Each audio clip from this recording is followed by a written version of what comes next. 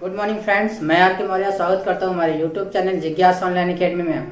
Friends, हम हिंदी के कुछ पॉइंट के बारे में जानेंगे और हमने आपको हिंदी का परिचय भी बताया, जैसे कि हमारे जो पिछले वीडियो में गई है। और इसके बाद फिर आइए हम जानते हैं कि हिंदी की जो भाषा चैप्टर है उससे कुछ क्वेश्चन जो बनते हैं, भाषा चैप्टर के बारे में जानते हैं, भाषा क्या होती है। तो आइए इस पे डिस्कस करते हैं। आप सभी जानते हैं जैसे कि भाषा का मतलब क्या होता है, भाषा का अर्थ क्या होता है। जिस शब्दों का प्रयोग या भावों को हम संकेतों द्वारा प्रकट करते हैं, जिस शब्दों का प्रयोग हम या भावों को संकेतों द्वारा प्रकट करते हैं, वो हमारा भाषा कहलाता है। फ्रेंड्स, इसमें से जो आपके इम्पोर्टेंट क्वेश्चंस बनते हैं हम उसके बारे में बताएंगे। जैसे कि जो भाषा से क्वेश्चंस आ रहे हैं आजकल, वो जैसे कि आपका है ब्रज भाषा, अवधी और भोजपुरी। ब्रज भाषा में कैसे क्वेश्चंस बनते हैं आपके, उसके बारे में बताएंगे। अवधी में कैसे क्वेश्चन बनते हैं उसके बारे में बताएंगे। उसके बाद फिर भोजपुरी भाषा जो क्वेश्चंस बनते हैं वो उसके बारे में बताएंगे। आपका ज्यादा इंपॉर्टेंट आपका ब्रज भाषा और अवधी भाषा है, जो बहुत ही महत्वपूर्ण है, जो आपके एग्जाम में क्वेश्चंस इसके बहुत ही बनते हैं। जैसे कि आपका ब्रज भाषा जो है वो कहाँ कहाँ पर बोली जाती है उसके बारे में जानते हैं। जैसे कि आपका आगरा, बदायूं, अलीगढ़, एटा। और अगर इसके केंद्र की बात की जाए कि ब्रज भाषा का केंद्र कहाँ पर है, तो वो आपका केंद्र मथुरा है। ब्रज भाषा का केंद्र कहाँ पर है, वो मथुरा में है। उसके बाद जानते हैं अवधी के बारे में। अवधी क्या होती है, जैसे कि अवधी की भाषाएं कहाँ बोली जाती हैं, वो आपका है लखनऊ, फतेहपुर, प्रयागराज जो पहले इलाहाबाद के नाम से जाना जाता था, अब आपका प्रयागराज है वहां पर। उसके बाद फिर गोंडा, बस्ती। अगर हम यहाँ पर अवधी का केंद्र के बारे में बात की जाए या फिर अवधी के केंद्र के बारे में बताएं, तो वो आपका अवधी का केंद्र है अवध, जिसे हम अयोध्या के नाम से भी जानते हैं। उसके बाद फिर भोजपुरी भाषा के अंतर्गत या फिर उसमें आपके बोली कहाँ जाती है भोजपुरी भाषा है, जैसे कि आपकी बनारस, मिर्जापुर, जौनपुर, गाजीपुर और भी जगहों पर बोली जाती हैं। अगर इसके केंद्र की बात की जाए तो आपका इसका केंद्र है भोजपुरी भाषा का बिहार। फ्रेंड्स, जैसे कि आप जानते भी हैं कि अब हम भाषा के बारे में यहाँ पर इतना जान चुके हैं, भाषा क्या होती है और आपके इंपॉर्टेंट क्वेश्चंस कहाँ से बनते हैं उसके बारे में। अब इसके आगे आती है आपकी लिपि। तो हम लिपि के बारे में जानेंगे, लिपि को थोड़ा सा हम बता दे रहे हैं। उसके बाद फिर आप में जो इसके इंपॉर्टेंट क्वेश्चंस बनते हैं उसके साथ हम आगे बढ़ेंगे। आपकी लिपि क्या होती है, हमने यहाँ पर इसलिए आपको बताया भाषा और लिपि को, ताकि इनमें डिफरेंस आपको पता हो। बस एक ही अक्षरों से, एक ही शब्दों से इसमें पता चलता है लिपि क्या होती है और भाषा क्या होता है। तो लिपि क्या होती है, जिन शब्दों का प्रयोग या भावों को, यहाँ पर तो इसमें भी है, जिन शब्दों का प्रयोग या भावों को हम संकेतों द्वारा करते हुए भाषा कहलाता है। और यहाँ पर भी जिन शब्दों का प्रयोग हम या भावों को प्रकट करते समय या फिर उसे हम लिखित रूप से करते हैं तो हमारी वो लिपि कहलाती है। फ्रेंड्स, आप बस इसमें ये पॉइंट याद रखिएगा, इसमें कोई कंफ्यूजन नहीं होना चाहिए। जैसे कि आप जानते हैं संकेतों द्वारा अगर बात की जाए तो हमारा भाषा कहलाएगी। हम अपने भाषाओं को संकेतों द्वारा प्रकट करते हैं। अगर लिपि की बात की जाए तो लिपि को हम लिखित रूप से प्रकट करते हैं। तो भाषा, ये आपकी इंपॉर्टेंट चीजें यहाँ पर इतनी थी। अब हम ये भाषा के बारे में जान चुके, तो फिर से मैं आपको डिस्क्रिप्शन बता दे रहा हूँ, इसके बारे में बता दे रहे हैं और इसे फिर से बता दे रहे हैं। तो आइए इसे फिर से जानते हैं। जैसे कि भाषा क्या होती है, भाषा का प्रयोग हम संकेतों द्वारा करते हैं, बस ये पॉइंट आपको याद रखना है। उसके बाद फिर भाषाएं जो है वो ज्यादातर जो एग्जाम में क्वेश्चन बनते हैं वो आपकी है ब्रज भाषा, अवधी भाषा और भोजपुरी भाषा।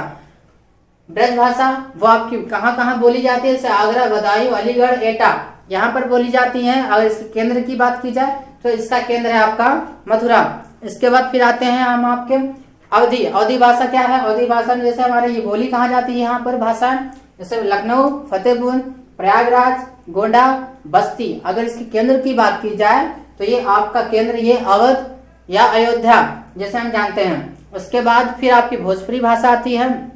भोजपुरी भाषा में क्या होता है, ये कहाँ कहाँ बोली जाती है, जैसे आपका बनारस, मिर्जापुर, जौनपुर, गाजीपुर। अगर इसके केंद्र की बात की जाए तो आपका ये केंद्र इसका बिहार है। फ्रेंड्स, आई होप कि आपको ये चीजें समझ में आई होंगी।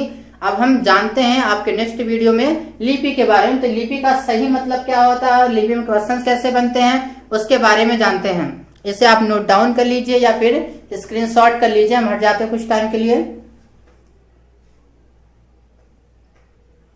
तो फ्रेंड्स, हमने आपको भाषा के बारे में बताया और लिपि के बारे में बताया कि लिपि क्या होती है, भाषा क्या होती है, इसमें डिफरेंस क्या होता है। बस आपको शब्द को पकड़ना, हमने कहा था कि हम आपको बहुत ही शॉर्ट ट्रिक में बताएंगे, सिंपल शब्दों में बताएंगे जो आपको समझ में आएगी, एग्जाम में कंफ्यूजन नहीं होगा।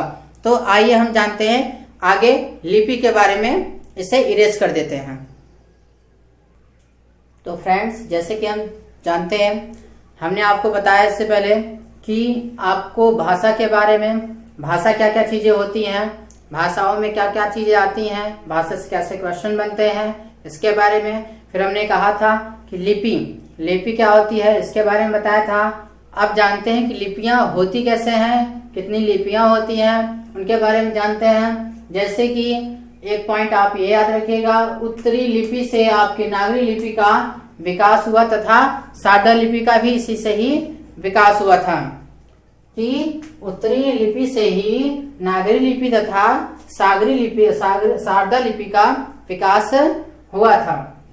अब लिपियां क्या है, लिपियों के अंतर्गत कौन कौन सी लिपियां आती हैं। जैसे हमने कहा था उत्तरी लिपि या उत्तरी ब्राह्मी के अंतर्गत 2 लिपियां हैं। यहाँ पर हमने बताया कि नागरी लिपि और सारदा लिपि का इसी से विकास हुआ है। तो वो लिपियां क्या है आपकी, नागरी लिपि और सारदा लिपि। इन दो सारदा लिपि और नागरी लिपि के बारे में हम जानते हैं भी, और उससे पहले इसके ये जानते हैं कि गुप्त, इसमें बस इम्पोर्टेंट है आपका नागरी लिपि और सारदा लिपि। इसमें से जो छोटे छोटे चीजें हैं जो आपके एग्जाम में कभी कभी पूछ भी लेते हैं या फिर नहीं पूछते हैं, लेकिन यहाँ पर आप ये याद रखिएगा लिपियां क्या होती हैं और कितनी होती हैं। आपकी गुप्त लिपि, सिद्ध मातृका लिपि, कुटिल लिपि। सबसे इम्पोर्टेंट आपकी है नागरी लिपि और सारदा लिपि। इन्हीं से आपके ज्यादातर प्रश्न बनते हैं, हम इनके बारे में जानते हैं और इनके बारे में आइए नेक्स्ट। जैसे कि आपका सारदा लिपि के अंतर्गत कौन कौन सी लिपियां आती हैं उसके बारे में पहले जानते हैं, फिर उसके बाद हम नागरी लिपि के बारे में जानेंगे कि नागरी लिपि में कौन कौन सी लिपियां हैं। सारदा लिपि में है आपका गुरुमुखी लिपि, कश्मीरी और लहंदा टाकरी। इसमें से सबसे इम्पोर्टेंट है आपका गुरुमुखी लिपि, कभी कभी क्वेश्चन पूछ लेता है। आपका कश्मीरी पूछता है और लहंदा क्या होता है इसके बारे में पूछ लेता है, ये कौन सी लिपि से संबंधित रखता है। या फिर इसमें ऐसे क्वेश्चन बनेंगे कि सारदा लिपि के अंतर्गत कौन सी लिपि नहीं आती है। आपका ऑप्शन ऐसे भी दे देगा जैसे कि आपका गुरुमुखी, कश्मीरी, टाकरी, तेलुगु ऐसे दे देगा। तो जिसमें से आपको ये याद रखना है कि लहंदा भी वहां पर आपका सारदा लिपि के अंतर्गत आती है।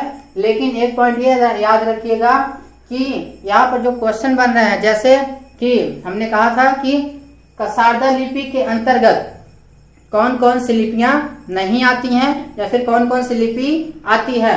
सारदा लिपि के अंतर्गत गुरुमुखी, कश्मीरी, लहंदा, टाकरी, ये शब्द लिपियां इसके अंतर्गत आती हैं। और इसमें से क्वेश्चन ऐसे बनेगा कि गुरुमुखी लिपि किस लिपि के अंतर्गत आती है।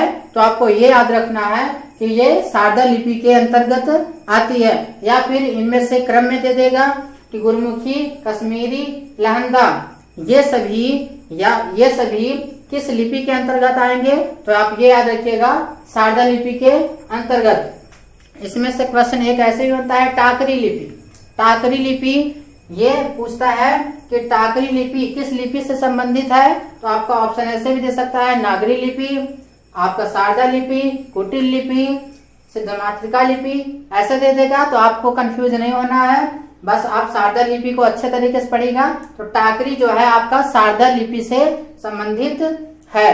तो हमने पढ़ा कि ये कुछ लिपियों के बारे में, वो भी उत्तरी ब्राह्मी के अंतर्गत कौन कौन सी लिपियां हैं, नागरी और सारदा। उससे पहले गुप्त लिपि आती है, आपसे द्विमात्रिका लिपि आती है, कुटिल लिपि। इनमें से क्वेश्चन उतना इम्पोर्टेंट नहीं आते हैं। सबसे इम्पोर्टेंट आपकी ये है कि जो नागरी लिपि और सारदा लिपि है इसके बारे में बहुत ही डिस्क्रिप्शन में हम आगे जानते हैं। तो अभी आप जाने केवल सारदा लिपि के बारे में इतने होते हैं। अब हम पढ़ते हैं नेक्स्ट नागरी लिपि के। उससे पहले आपको बता दें कि हमने कहा था कि उत्तरी ब्राह्मी और दक्षिणी ब्राह्मी के अंतर्गत कौन कौन सी आती हैं लिपियां। तमिल लिपि, तेलुगु, कन्नड़ और मलयालम, ये सभी लिपियां आती हैं। तो अब हम जानेंगे नेक्स्ट लिपि के बारे में, वो है आपकी नागरी लिपि। तो फ्रेंड्स, आई होप कि आपको हमारी वीडियोस पसंद आई होगी और इसमें से जो हमने बताया वो पॉइंट भी आपको पसंद आए होंगे और आपको समझ भी आए होंगे। आप इसे नोट डाउन कर लीजिएगा और आप इसे स्क्रीनशॉट कर लीजिए। मैं कुछ टाइम के लिए हट जाता हूं। तो अब हम लिपि के बारे में इतना जान चुके हैं और अब पढ़ेंगे नेक्स्ट नागरी लिपि के बारे में। मिलते हैं नेक्स्ट वीडियो में। जय Hind. Thank you so much.